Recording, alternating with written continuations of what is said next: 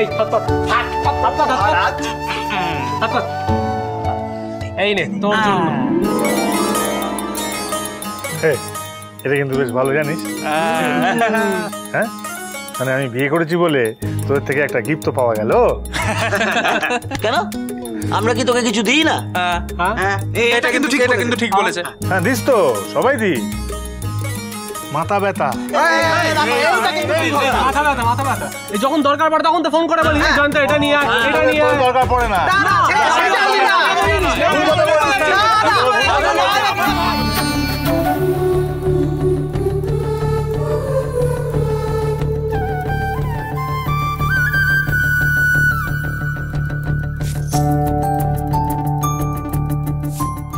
এই তো গুন্ডাটার মেজাজটা এখন ভালো আছে। আমি বরং বাড়ি গিয়েই সুযোগ বুঝে জিজ্ঞাসা করব কি ঘটেছিল ওর জীবনে।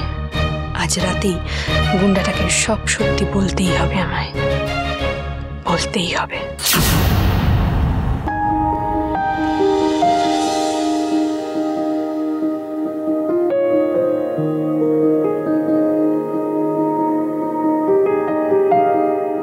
দাঁড়া দাঁড়া দাঁড়া দাঁড়া, ওখানে দাঁড়া, দুজনে ওখানে দাঁড়া দাঁড়া। পূজামা তুমি এদিকে এসো তো, এদিকে এসো। তুই একটু ওদিকে যা, ওদিকে সর, ওদিকে সর না। আরে কাজ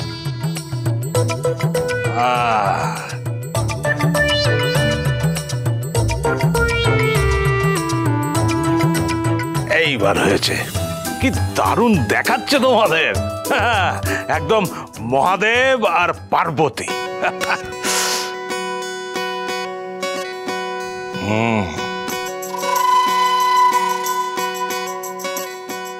দূর কি যে বলো না তুমি। আরে সত্যি বলছি, তোদের দুজনকে দুর্দান্ত লাগছে। শিব, হ্যাঁ বলো বলো বলো, বল কিরকম দুর্দান্ত লাগছে না? হ্যাঁ আরে ওদের দারুণ লাগছে। আর আমার তো বিয়ের দিন থেকেই মনে হয়েছিল যে ওরা মেড ফর ইচ আদার। হ্যাঁ মনে হচ্ছিল না?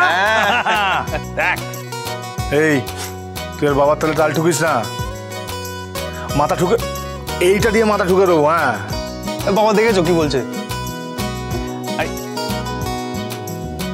এই তোর এই হাতে টিফিন ক্যারিয়ারে কি আছে রে? এই তুমি ভোগ এনেছো নাকি? হ্যাঁ বাবা, আপনি তো খিচুড়ি খেতে ভালোবাসেন তাই এনেছি, সবার জন্যই এনেছি বেশি করে। আচ্ছা বৌদি তুমি জানো এই বাড়িতে ভোগের খিচুড়ি খেতে সব থেকে বেশি ভালোবাসে কে? আমি আমি আমি না দাঁড়াও বলতে দাও, আমি বলছি মা আর বাবার থেকেও বেশি তোমার বড় বাবাজি।